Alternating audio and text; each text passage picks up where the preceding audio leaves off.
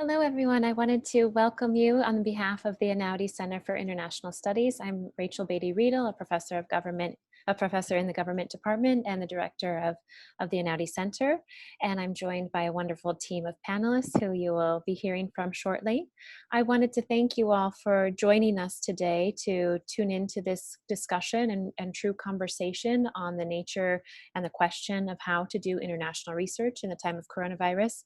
I know it's a question that we are all facing and grappling with and thinking about how to respond to with innovative and ethical and meaningful approaches in our research and in our methods. So I think it will be a very interesting and hopefully productive discussion for everyone.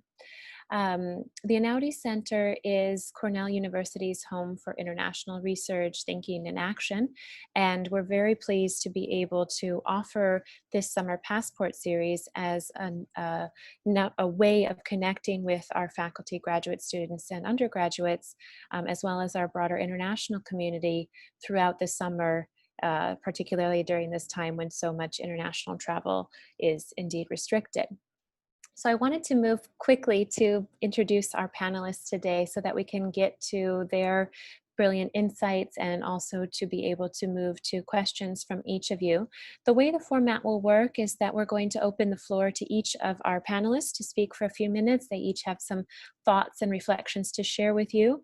And then throughout the conversation, feel free to type your questions into the Q&A function on this webinar. We will open up your mic when the Q&A section begins so that you can speak your question that I call upon. And then if time necessitates, I'll curate and group together a number of questions as needed at the end. So feel free to add your questions throughout the discussions as we go along, and we'll monitor them. So let me begin by introducing our first one of our panelists, Beau Mehta, who is a physician and infectious disease epidemiologist by training, and his current work is largely focused on the intersection of nutrition, inflammation, and infection. His ongoing research is related to understanding how nutrition may modify the risk and severity of infection, particularly emerging viral diseases, so a very important topic, through active surveillance and cohort studies. He's also involved in inventing field-friendly point-of-care diagnostics for nutrition and infection, and intervening on modifiable nutritional risk factors using methods such as biofortification to improve growth, development, and immune function. His primary research sites are in Mumbai and outside Bangalore in South India and coastal Ecuador. He also works in East Africa, where some collaborators are typically in the lead. There are two specific lenses for his research team's work in addition. One is in maternal and child context, and the second is an emphasis on translation. And for the latter, they do an amount of work on evidence synthesis to inform local and global guidelines, including those of the World Health Organization. Another panelist joining us today is Poe Pinsky, who is a professor of government and a newly honored Tisch Chair and non-resident senior fellow in the Foreign Policy Program at Brookings Institution. Tom studies the interaction of political and economic systems, mostly in emerging market economies, and is also interested in how we construct explanations and make inferences in social sciences. Tom has a special interest in Southeast Asia and is a faculty affiliate and currently the director of the Southeast Asia program, and is co-founder and member of the executive board of the Southeast Asia Research Group and past president of the American Institute for Indonesian Studies. Beau Ghosh is a professor of history and teaches courses on modern South Asia, the British Empire, gender, and colonialism. At Cornell, Beau has been involved with the South Asia program, certainly as a leader in the Einaudi Center for International Studies, and some of you may have interacted with her as our faculty leader for the SSRC dissertation development program, and is a leader in the Society for the Humanities, the Institute for Social Sciences, the civic initiative that emerged out of the Radical Collaborations Project, and she currently serves on the Cornell University Press Faculty Board and is a member of the University Faculty Committee. Jan Allen is the Associate Dean of the Graduate School and works with faculty and students on issues related to academic policy and programs, academic integrity and misconduct, responsible conduct of research, petitions requesting exceptions to graduate school policy, academic program and student status, new programs, and revisions to existing programs. So she'll really be able to help us here to have a full context in terms of how we're thinking about the logistics and strategies in relationship to Cornell University. And Jan, I also noticed from your website, she says that she is available to meet with students to discuss academic status, mentoring relations, and other issues. So I want to thank and give a warm welcome to all of our panelists for joining us today and to share their perspectives. And with that, I want to open the floor quickly to Poe Pinsky. Thank you. Thanks, everybody. Thanks to Rachel and to the Einaudi Center for putting this together. I'm so pleased to see so many people joining in on this webinar, and I'd like to say a special salam kenal kepada teman-teman dari Indonesia yang menonton webinar ini, to all of our Indonesian friends who are watching today's webinar. So I'm going to take just a couple minutes to speak very broadly about some questions that I think a lot of us are facing, but we don't often say explicitly, which is, how is COVID-19 and the conditions of doing international research going to affect our ability to do the research that we want? A lot of you are worried about, I think legitimately, whether or not the research that you're used to doing is going to be feasible, and if so, is it going to be feasible? When is it going to be feasible? When is it going to be possible? And the answer is that nobody knows the answers to this question. But it is legitimate to ask yourself and to look squarely in the eye the question of whether or not research of the form that you went to graduate school to do is going to be feasible this way. I was curious to see what sort of methodologies and fieldwork approaches the people watching today's webinar were using, and they range from ethnography to statistical data to historical analysis using secondary and primary sources. I think that many of us, for example, I look at my shirt, love to do field work in another country, but I cannot do that in the current environment. And so for graduate students who are on fixed timelines, it becomes important for us, and I think it's legitimate to ask, and I think my advice is that you should start speaking to your committee now, if you haven't done so already, whether or not the type of research that you are used to doing is going to be feasible in the timeline that you have before completion. I don't think that we will be able to answer the questions of, is it ethical to do long-term international travel in a venue like this? But I do suspect that the answer to that question is going to be no for the next 6 months, and probably for the next year. And so we should ask ourselves and you're going to hear more about really creative strategies that our colleagues are going to share with you about how to do related research which contributes to the same broad intellectual agenda as you might be used to. But the methodologies that we use, I don't think are going to be feasible in the same way. In the world of COVID-19. Immersive ethnographic research, I do not think will be feasible. And then there's a secondary question, which others will address, about whether or not it's going to be ethical. Many of us who do international research are used to the narrative that you don't know what you're looking for until you get there. And for those of us who use statistics and archives, what your question you're able to answer will depend on what you encounter in those archives or in those statistical databases. What COVID-19 unfortunately does is takes away your ability to explore those things for yourself. And so we have to think differently about the types of research that are going to be feasible, and our orientation towards research as being an iterative exploratory process is going to have to be changing. Others, again, will have more advice for how this might apply to you, but together with your committee or your mentors or other advisors, it is reasonable to start thinking about why or how you can replace that sort of immersive, iterative learning by doing experience with something that research design that can be planned and executed either from wherever it is that you live or with research trips to other venues in which these constraints are not going to bind. So archives in the United States may have some utility, and so forth. The question that I think that many of you are probably, and this I'll close on this one, are probably responding when you hear my comments of this form is to say, well, that's not the research that I want to do. And what's going to happen to me? What's going to happen to my discipline? What's going to happen to the intellectual exercise that I'm involved in if anthropologists can no longer do ethnography, if political scientists can no longer go collect primary research and primary data in other countries, if historians can no longer enter the national archives in the capital city to explore what is available? And those are weighty questions that disciplines will have to answer.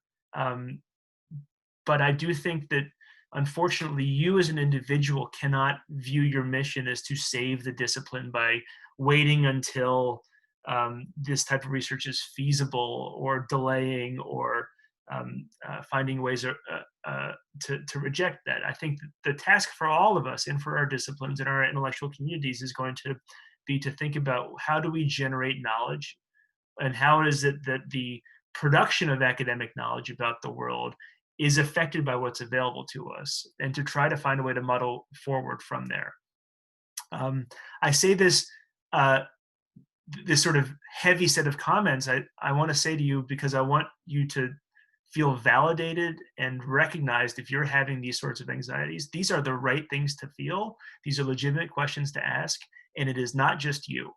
And our task is, as your advisors and mentors, is to help you find ways around that, with full understanding that this will inevitably be imperfect. And there will be a generation of scholars who follow on with what has this done to the way that we learn about the world? Does the turn from autoethnography away from participant observation mean that essentially we no longer have the sort of ethnographic insights that we used to have? Those are debates that others can have. You can start to anticipate them now, but these are the constraints that this faces on us. And I know the next set of speakers are going to have really useful insights for how to, in that world, how do we press forward? Thanks. I'll stop my comments here. Great, thank you. In order to put that, kind of broad, overarching question into some kind of logistical format, we're going to turn next to Jan Allen from the Graduate School. Thank you. Thank you, Rachel. I'm glad to be with you all today.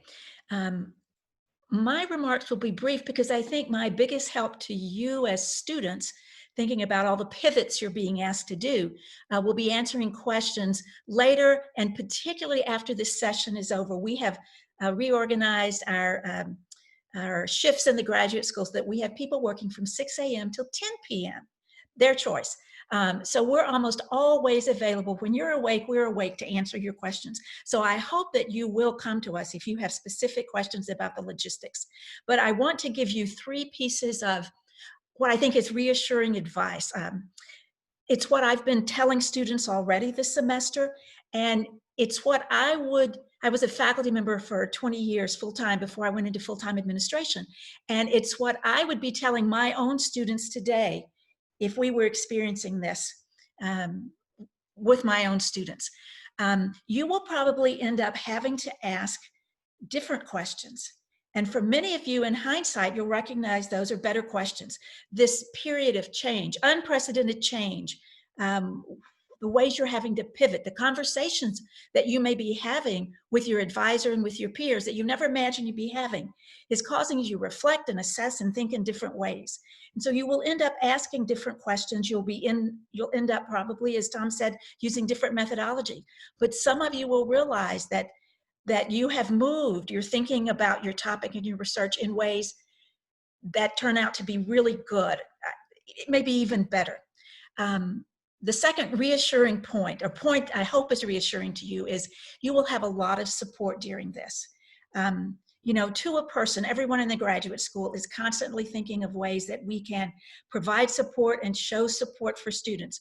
You've probably heard that the university leadership has decided no, no raises for faculty and staff next year, which captured $22 million devoted to new student funding, both for incoming and continuing students. I don't mean just for students coming in, but so we can continue to support students, particularly for those who were delayed in their research. The university has cut out non-essential travel. That's another $20 million. There's a lot of effort being devoted to figure out ways to support students. In terms of support from your advisor, what you're hearing today from the faculty advisors on the panel is just amazing. I know some of their stories. I hope they'll tell those stories. But I encourage you to ask your advisor about their experiences, both in graduate school and new faculty. You will hear things that maybe you didn't know that they experienced, that they were challenged by. Many of your own faculty entered a job market that was not the best, and they got jobs, and they got jobs at really good schools. And that leads me to my third point. If you are on track to complete a degree, then we in the graduate school and among our Cornell faculty, we are committed to helping you finish that degree. We're also committed to seeing that you get a job. You may have noticed a huge increase in the programming we're doing in graduate school about the job market, both academic and non-academic job markets. If you have experience in teaching centers, there are a lot, or if you have experience teaching as a graduate student and have worked with our CTI here, there are a lot of, I'll tell you who's hiring. It's teaching centers right now because everybody needs help with teaching, right? Particularly online, remote teaching. There are jobs out there and there are a lot of people working to help you find the first job and the best job for you. So you will receive a lot of support. And if you are on track to complete a degree, we want to work with you to help you finish that degree. It may be not quite as soon as you thought.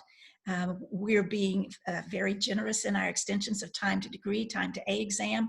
And we're hearing these wonderful stories of how students working with their advisors have already found the pivots, have already rearranged the schedule. Some students, for example, are taking their A exam early when they thought they would be gone this semester or by this summer, by the fall to be doing international research. They're taking their A exam early and shifting their schedule. So there are a lot of examples of what students and what advisors are already asking their students, working with their students to do. And so I look forward to answering any questions you have, but really continuing to work with you, talk with you, Zoom with you, call me on my phone, and we'll get an answer to the question that you have, particularly about what we in the graduate school can do in terms of extensions of time to milestones and in terms of funding that we can do to help you. Thank you. And over to Sarah. Thank you, Rachel, and thank you for organizing this. Thank you to the Einaudi Center, as well as thank you to everyone joining. I do want to start on the same thought stream as what Tom and Jan started on, in the sense that the impact on this is, of course, going to be profound. I do want to acknowledge that, especially for a grad student or a postdoc who are on limited timelines, the impact on this is profound, and it's really surreal even for people in my community. I come from an infectious disease epidemiology background. In my community, we have been saying that this is coming at some point, but it's very surreal to actually live through it and to actually see it happen. And so even though we have known that, the preparation levels are very different and so on and so forth. So I think, like what everyone has said, I think it's a time to be a little bit more entrepreneurial. It's time to basically innovate. And I think in many ways, the time period that we live in, I think it's ripe for that kind of innovation and ripe for an opportunity for people, like especially the grad students and postdocs. You guys are really creative in the way you guys think. And for you guys to start thinking about how you can now do different kinds of answer different kinds of research questions, but not only that, also start and develop new methods for doing research. It's a very stressful time, but at the same time, it's an opportunity in some ways to start thinking about innovating on methods itself. That there are certain methods that are great. And this is obviously not going to apply to, I do want to start with the caveat. There are some things like what Tom already said, the immersive ethnographic kind of work.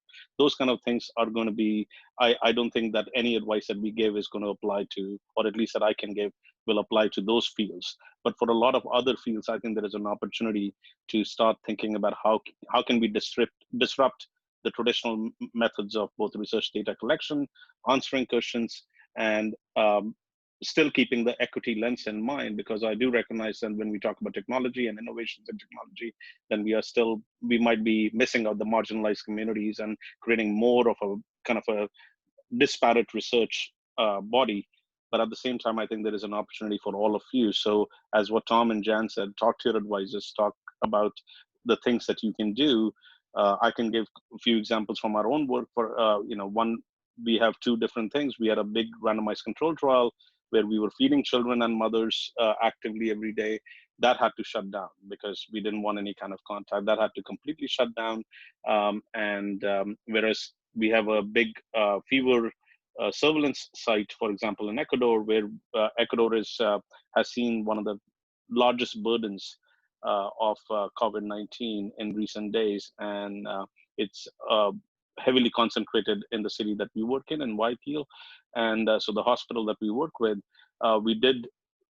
we were very clear that, okay, whatever operations are going on, research can take a back seat. You don't need to do that. But if there is an opportunity to do it safely, please bank the things as our protocol already specifies, but no need to collect extra data or anything like that. So within the constraints of whatever they are working with, continue to preserve something so that can help us answer future important questions, especially for understanding how the disease affects people and what the immune response is and what the antibody response is and so on and so forth. So working within the constraints, it's like one had to completely shut down. One, we kind of kept somewhat of a semblance going, but it was not like the usual status quo in a way. So there are even though we shut down one study, my grad students and postdocs were very quick at adapting to it, that they basically put together a mobile phone questionnaire, and they said that, okay, let's figure out what the impact of this shutdown on people is. Since we already have consent from all these participants, all these mothers and children, let's at least see if we can get them for 5 minutes, and for those who are willing and have availability, get them for a little longer time to understand what the impact of this epidemic and what this shutdown is, because one of the biggest impacts of this shutdown is going to be on food security and maternal and child health. So there are opportunities that people were students within my team were very quick at pivoting and trying to at least get that data, even when there was not necessarily a clearly defined research question there, but that might sometimes come later. So it's not necessarily that you have to have a research question right away, but at least be able to adapt and innovate. I think I will leave it at that be flexible and be prepared to spend a little bit more time, because for the large majority of you, it will take a little bit more time to complete what we have started. Thank you, Samir. I think those are really important points to, put into value what you already have at the point at which changes are necessary, to think about what you can do thereafter. Durba. Hi, so I'm Durba Ghosh, and I'm a historian, and I'm a historian of South Asia, but which when I did research, it meant that we traveled and we needed to travel internationally. We're in a slightly different situation now, and I thought I would focus more on what we more on what we can do rather than on what we can do. And so I'll share a screen with you of tips that I've come up with.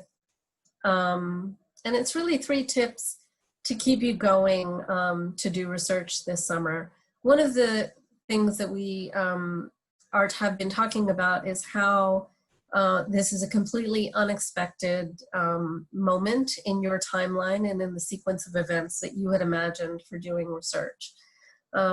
I hope that one of the things we can help you do today is to focus on some of the larger issues you might be thinking about. And I know you're already thinking about it, having seen some of the questions that you've posted. But I also wanted to focus on some of the smaller things we can individually do. And this is really to turn to something that Tom Pinsky raised, which is all of our disciplines are going to change because of this in one way or another.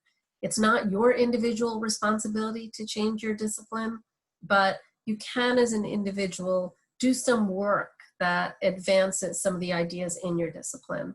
And so I would share 3 tips, and of course my screen is now frozen. Tip number 1, do something every single day that furthers your research.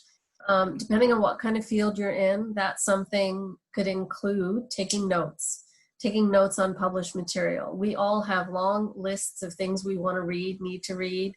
Now's a good time to do that. downloading newspaper articles, blogs from the place you will go.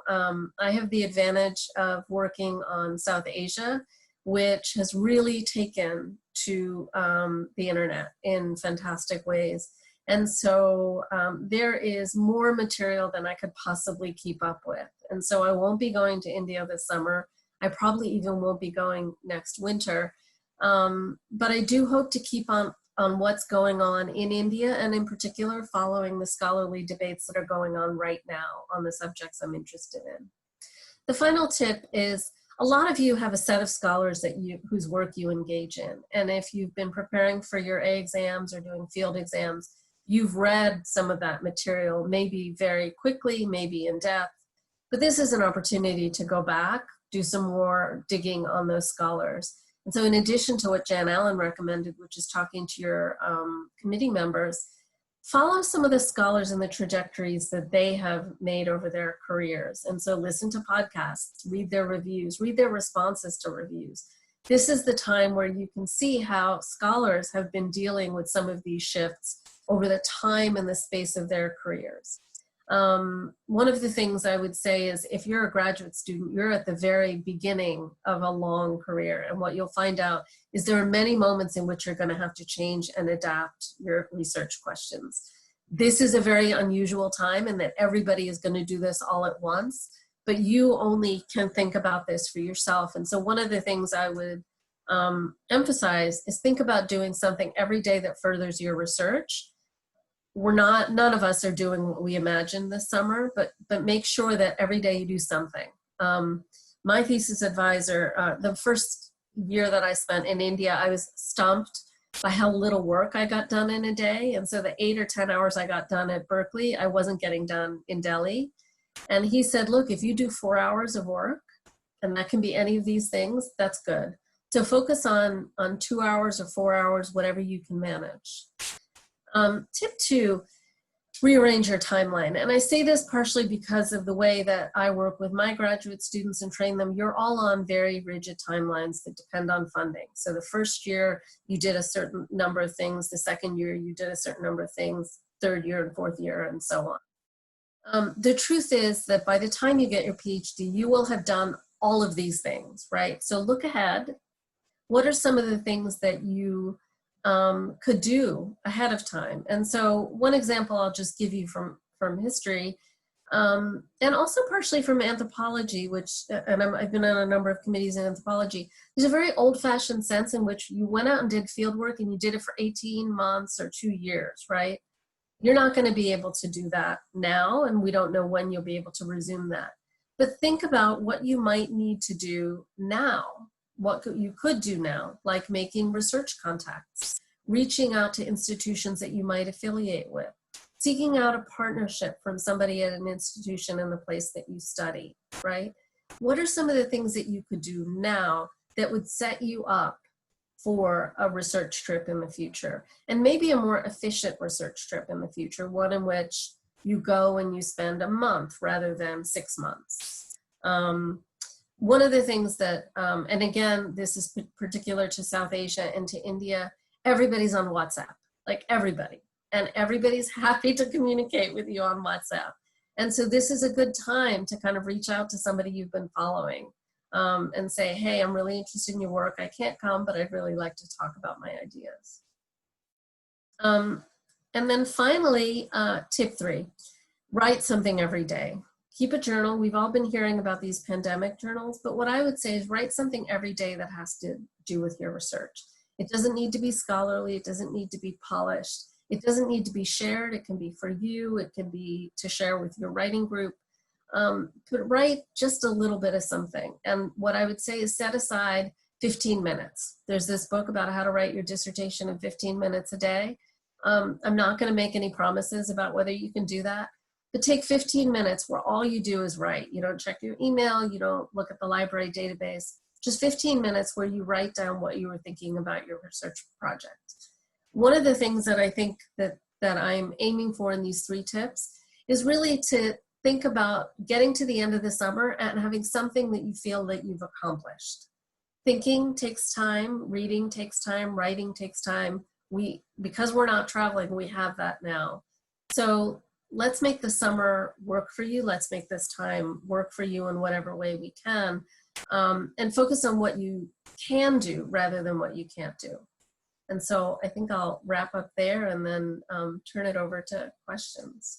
Great. Thank you so much, Derba. So I just want to encourage everyone to ask your questions, put it in the question and answer function.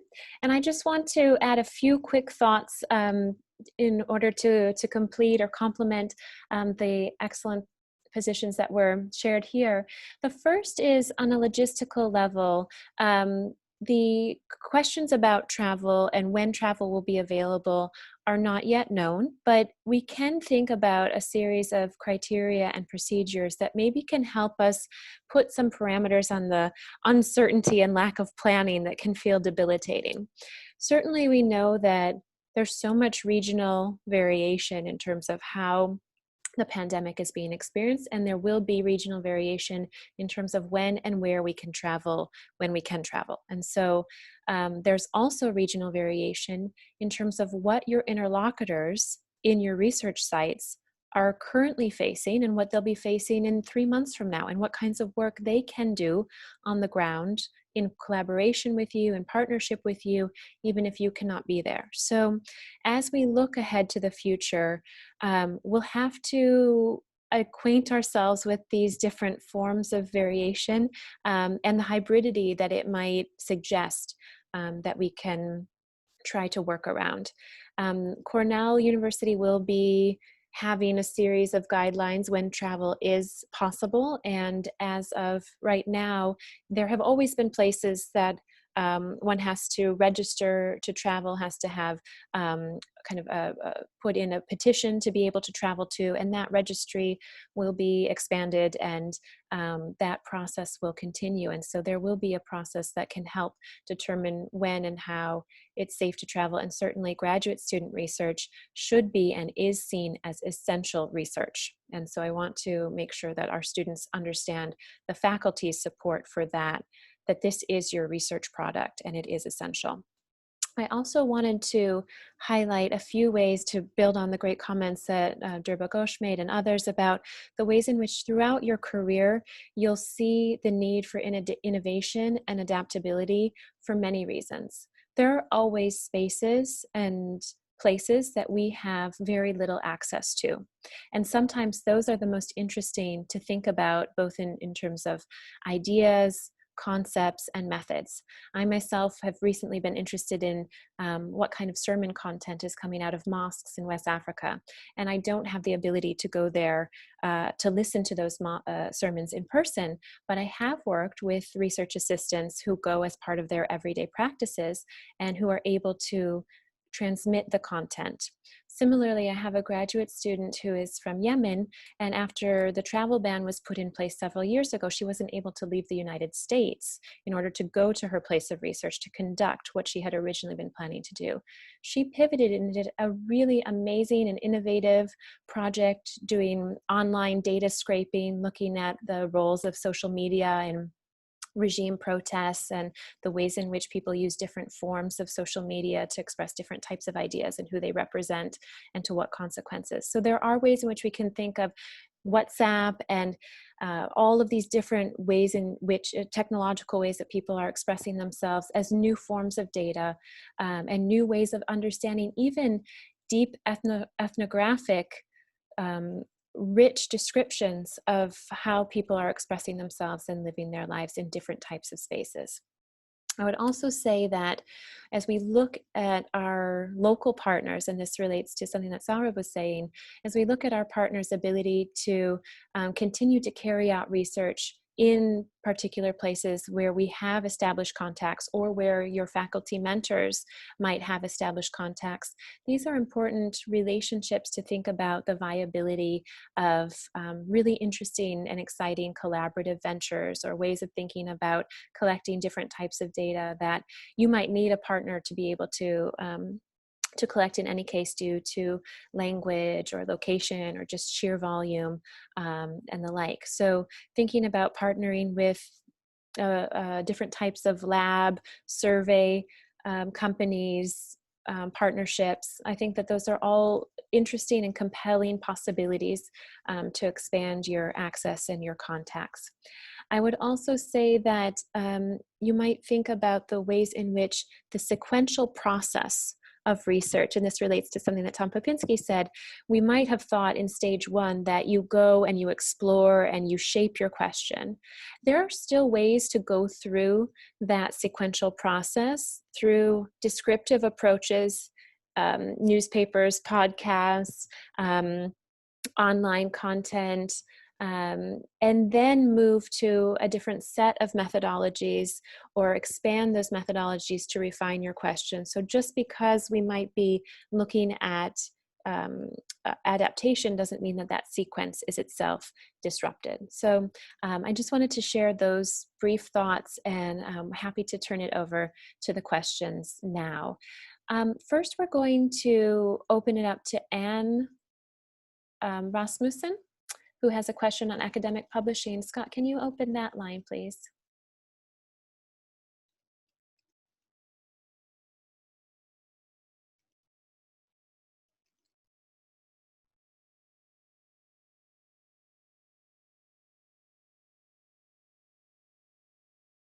Sorry. Oh, so sorry. Okay. Can you hear me? Yes. Hey, Thank you. hi everybody. Hi Tom, how are you? Hi, Anne. Yeah, you know, I'm obviously far from being a graduate student, but these kinds of tips like write for 15 minutes a day, or, you know, this morning I got a lovely WhatsApp message from a colleague of mine in Oman, and I immediately translated it and transliterated it and said, okay, there's my, you know, 15 minutes of Arabic study. And I actually, you know, could advance myself and spend a few more minutes just looking at that WhatsApp message and then writing one back in Arabic, right? You know, in addition to what I do in Indonesia. And thankfully, you know, I've got a good research network in Indonesia and have already participated in some online and live streaming activities there. And I just need to find the time to do more of that. I do have an APHIS grant from Cornell for this summer, which is being moved to next summer. So I'm just trying to, you know, think about how to use this summer productively. My question, so for the more mature researcher, is that we love to do field work. And it's such a privileged and sort of colonial place to be, right? You buy these expensive tickets, you've got 3 months in the summer, off you go, you submit conference abstracts, and you're doing international conferences. And, you know, the more you do, the more you can do. So now it's like the rubber hits the road. It's like, okay, well, guess what? Your field work is over and it's time to start writing.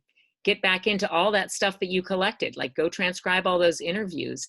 And then my question is anybody going to want to publish my next book, right? I mean, does anybody have any insight about what's happening in academic publishing and how to, I'd very much like to do an open access, you know, kind of online publication that is available to my interlocutors and colleagues in Indonesia and elsewhere. So any insight into where you think this will, and also in terms of advising our students too, right? You know, the dissertation and then the book and then tenure and then ta-da, and then another book. So yeah, that's my question. Publishing. Any thoughts? Yeah, I can offer a couple of thoughts based on what I've seen. So this is partially just political science, but I think the lessons probably travel. There seems to have been an uptick in the number of articles being submitted to journals. I know that I've been asked to review 15 articles so far this month. That means from May 1st, which is abnormal for me. And I know that across a number of different journals, there's evidence that people are submitting more, and that reviewers are on the margin less interested in reviewing. So it's a real problem because the supply of people who want their research published seems to be growing at a time in which I don't think that there's an increasing capacity to publish all that research. So here I think that COVID interacts with unproductively with pre-existing trends, insufficient space for publishing, the high cost of publishing research monographs, finding presses that are interested in exploring new technologies. My sense is that it is interacted and will continue to be something of a challenge. The one strategy which I think was interesting, but and one of the attendees has raised the question of, like, should there be a COVID chapter in your dissertation? I'm actually not. I think that sounds fascinating. I don't understand. I'm not sure that we know how the broader establishment community of scholars is going to react to research about COVID. If this is going to be something that people actually do want to read, or if it's sort of that advice is about sort of preemptively explaining why your dissertation isn't what it was planned out to be. And I'm sorry I don't have any more certain information about that. But I suspect that this is an opportunity for us to really lean into open access publishing. You can put your work online now for free for almost zero cost. And our only question is, how will we allocate credit for that if it's not peer reviewed? And for that, I think our broader disciplines have more work to do. Great, thank you. I want to pose another question that was asked in the Q&A function, and that is about timelines. Currently, we think about our research in terms of academic year, semesters, and the breaks in between when we can travel. And that, of course, is upended just as so many other things are. So there are potentially smaller windows of time between peaks in COVID, this question suggests. And are there conversations that are ongoing about how to be more flexible with grants and fellowships to support shorter term field work multiple times? And what about doing work in our countries of citizenship? Is there flexibility with Cornell's permissions to travel and to stay there? So maybe we can take this from a variety of different angles if we think about the methodological toolkit and the utility of doing multiple shorter trips, and as well as the kind of logistical side of funding and citizenship and the like. Would anyone particularly like to jump in on that?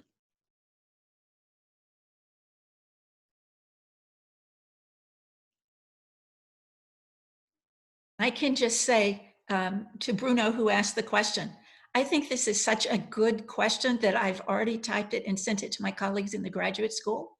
I know that with the research travel funds that we had, we immediately repurposed those for spring semester for emergency funding for graduate students, but for ongoing, for next year, for example.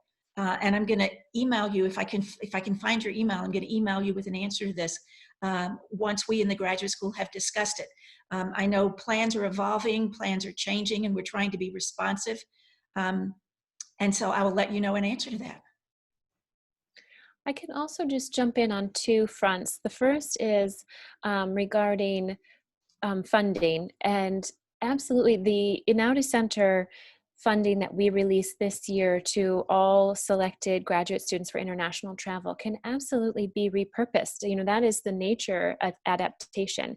If you're not buying that expensive plane ticket that was just referred to, you can absolutely use the funds to work with local partners, to have regional collaborations, and these are really interesting and important ways to advance what we might think about as reciprocal exchanges of knowledge and aggregating our teams. And I would say that we have resources across the set of our faculty and those who are your faculty mentors. We have resources not just in terms of financial resources to get you from point A to point B, or in this way to deploy those resources in other ways, but also an infrastructure of relationships, which at this time might be even more important to help connect you if you don't already have those contacts in place because you haven't been able to take the first trip.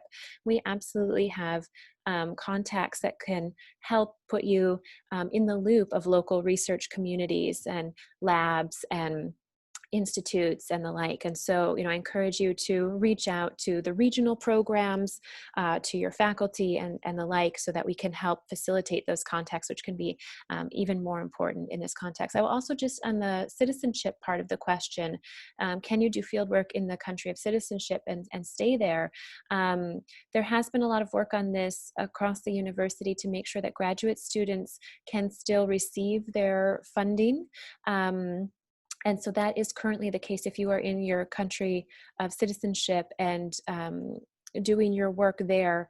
That is continued accessibility for your graduate student funding.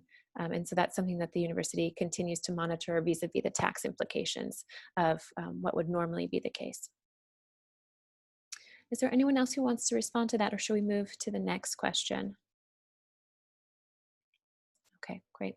So I want to jump then next to a couple of different students who put in the questions about the ethical component, about travel, and about conducting research in these conditions as the ground is shifting so rapidly.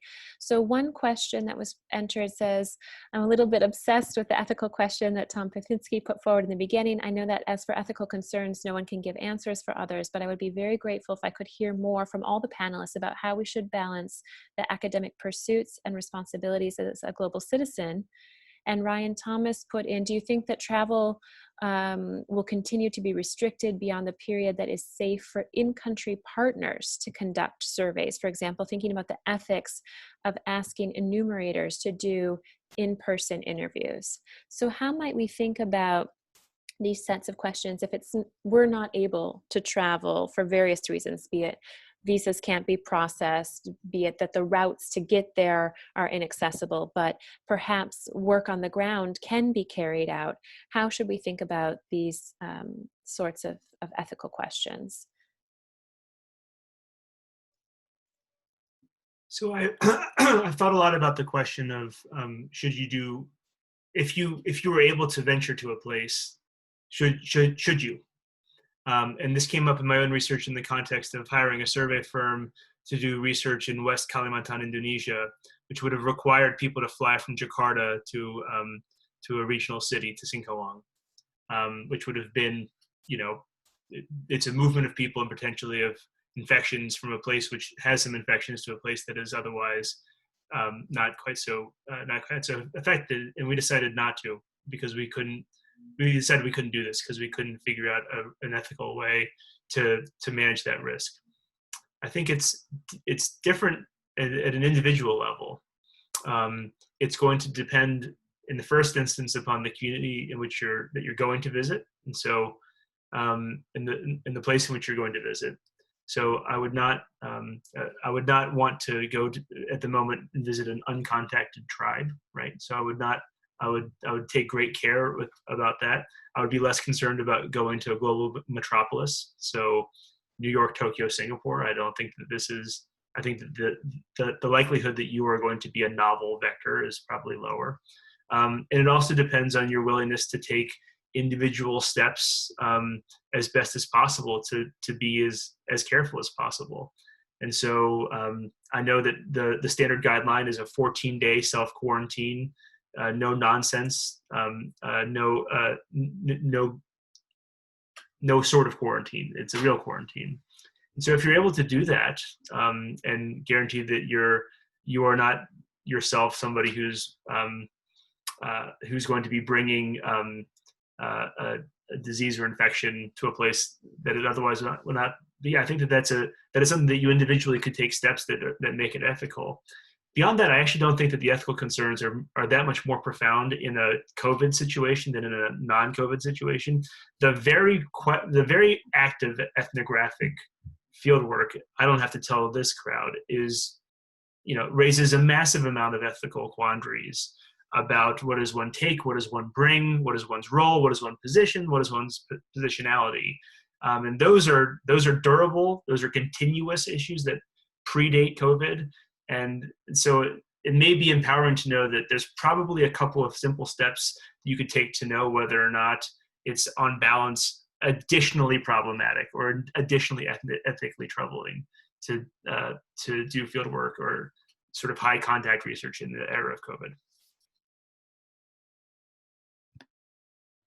And Sarah, I think as well, this is a great question for you, since you have a variety of teams in different locations, and some projects have had to be stopped or paused and others have continued. How have you thought about that? So I think, again, with the caveat that this is going to be different across different disciplines, and how you basically, especially if you're working with human subjects, then how do you figure out what's essential in terms of what needs to be continued and what needs to be stopped. And there are certain things, like if you were doing drug trials, for example, which has a direct impact on human health, that's something that you want to continue in some kind of capacity once certain restrictions are lifted. So there will be a phased approach for restarting some of that work. Some of that work will have to be remote over a long period of time. So it's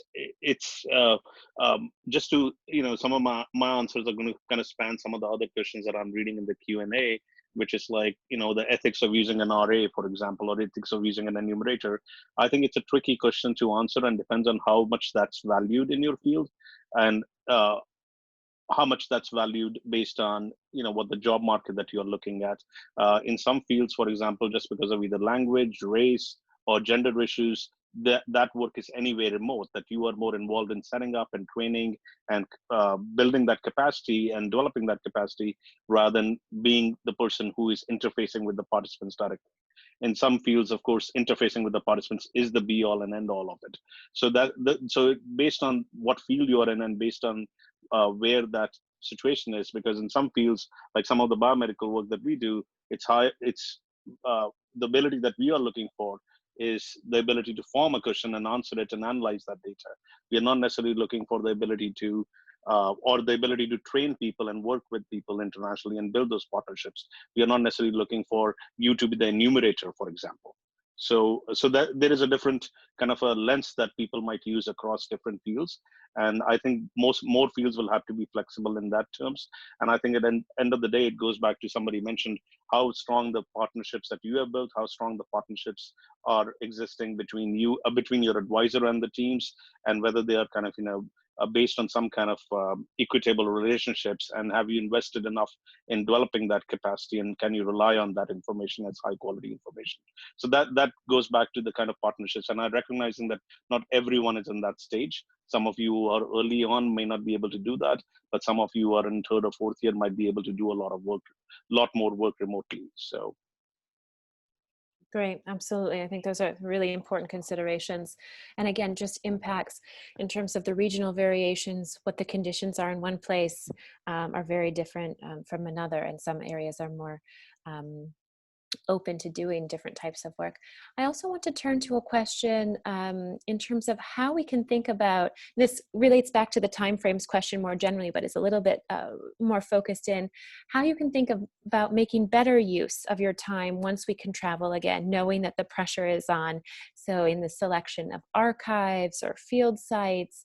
And I think this really relates back to some of the tips that Durba was sharing about the types of things you can be doing this summer in order to feed into that process. So I wanted to open that up to her as well to address the question. Yeah, I think one of the things that having worked with graduate students since I've been at Cornell, I guess 15 years now, one of the things that's always striking is when a student goes out into the field, there's always surprises, and there's always unexpected moments, there's always time wasted, and so on and so forth. And I would say just about every student has said, I wish I knew this before I went, right?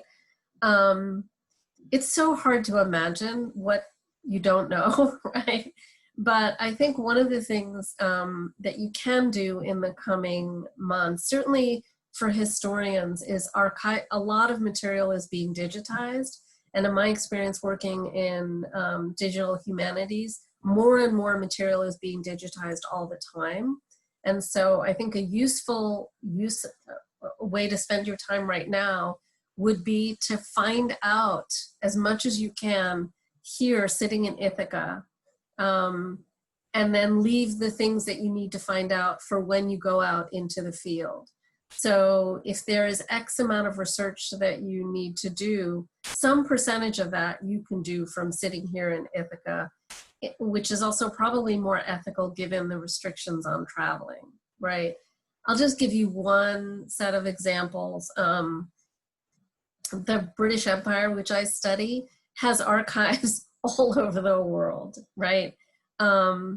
What's really interesting is there's a lot of material in those local archives, whether it's in Nairobi or whether it's in Cape Town or whether it's in Delhi.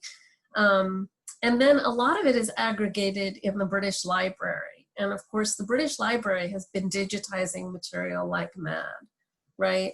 One of the things that has always been the case is it's super expensive to do research in London. It's not as expensive to do research in New Delhi. And so graduate students for many years prefer to go to South Asia to do that research, right? South Asia was also partitioned, and for many years it was impossible to go to Pakistan, especially after 9/11. And so students in that generation pivoted to finding these records in other places, right? Think creatively about where you can get your data. That's what I would say. Don't think about the data you're not collecting. Think creatively about the data you could collect sitting here in Ithaca. And that can come in a number of ways, right? But at the end of this, data is data. I mean, it really is, right? And we don't call that. And I mean, we call it primary sources in the historical field. We have different terms for data, but that data is data, and you're going to gather a certain amount of it to write your projects. Whether you found it in an archive in Lucknow, or whether you found a digitized version online that's just released by the National Archives, if you don't find the data you need without traveling, is what I would say. And in some ways, that maybe goes back to the ethical question. It was always kind of weirdly unethical that we used all this jet fuel to go seek our data, right? So this has produced a new set of ethical dilemmas, but we were always, as Tom said, addressing those ethical questions, right? And now we just have a different kind of urgency attached to them. Absolutely. I think that's so right. And it helps us to reimagine how we can reshape our international community and our research communities. And so I think this will be a time for us all to ask new questions about how we can connect and build knowledge. So I want to, first of all, just share a link. We're going to open up a space for Cornell University graduate students to continue the conversation. If you just want to have a chat or a debriefing with each other, we're going to share a link here in the chat function in case you want to continue the conversation after we all sign off. And then I'm just going to warmly thank our panelists and ask if any of them have a last minute sum up or a final reflection to share before we sign off for the day.